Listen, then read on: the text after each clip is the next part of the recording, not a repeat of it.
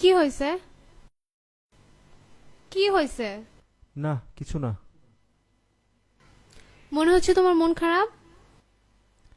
আচ্ছা আমি তোমাকে একটা কোশ্চেন আস্ক করি, হ্যাঁ? তুমি সত্যি সত্যি অ্যান্সার দিবা। Who is Tarek the handsome? তুমি ওর সম্পর্কে কেন জিজ্ঞাসা করতেছো?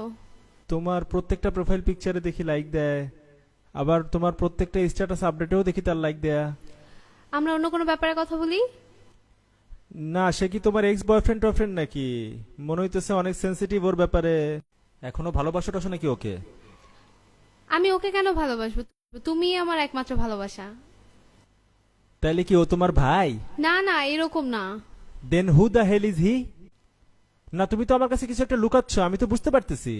না তোমাদের সম্পর্ক এতই ঘনিষ্ঠ, ও তোমার কাছে এতই ইম্পর্টেন্ট? আমি যদি সিক্রেটটা ডিসক্লোজ করি তুমি আমার উপর রাগ করবা। দেখো আমার কিন্তু সত্যিই এখন অনেক রাগ লাগতেছে। আমি সত্যি বলতেছি। ধ্যাৎ!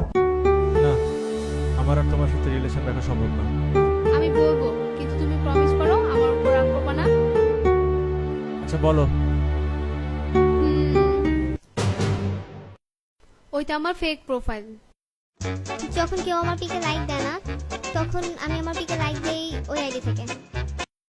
আর কমেন্টও পোস্ট করি, যেমন ধরো কিউট, নাইস, হট এইসব। আমায় ভাসাইলি রে, আমায় ডুবাইলি রে, অকুল দরিয়ার বুঝি কুল নাই রে।